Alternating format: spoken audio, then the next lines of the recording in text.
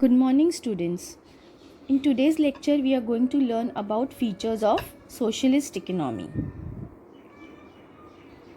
In features of socialist economy, till now we have learned about social property and government is the producer. Now, the very third feature we will going to learn, that is social welfare. Social welfare is the chief motivating force behind all economic activities. The motive of the profit is capitalism is replaced by the social welfare.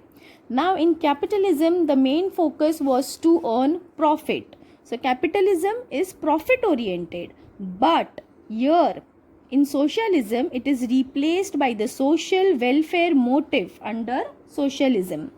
A socialist economy seeks to maximize the interest and the welfare of the entire society. So in socialism, the state will only and only think about the benefit of the society. The individual interest is not considered, and for this reason only production of some commodities may be continued even when loss are being incurred. Even when the factories are going through the loss, but society is getting employment, society is generating income, since the government will not close down that factory because society is getting benefited for it. So main motive is not profit, main motive is social welfare. Then economic planning. Now in socialist economy is basically a planned economy. Everything is planned in that particular economy. Nothing is not planned. Like for example, Navi Mumbai. If you will see the Navi Mumbai, it is so much planned city. Right? The drainage system, the infrastructure, the roads, railways, tolls, everything is planned. Same way in socialist economy, the whole country, the operating systems, the price mechanism, everything is planned in this economy. So another name of the socialist economy is also a planned economy. Economic progress of a country is the responsibility of the central authority under whose guidance and charges economic goals are achieved. The Central Planning Authority allocates all productive resources according to the economic goals, economic and social goals. So economic planning will be kept always in mind to achieve social goals, social welfare in the interest of the society, for the society.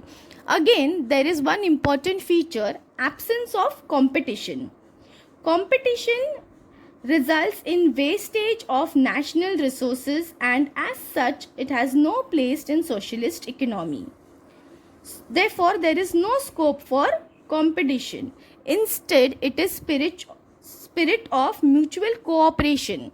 Now here in socialist economy, there is nothing as competition, but everyone in the society will work together, help each other for the development of the society with the spirit of mutual cooperation with each other. Also, much less importance is given in the socialist economy to price mechanism. Almost price mechanism is a negligible resource in this economic system.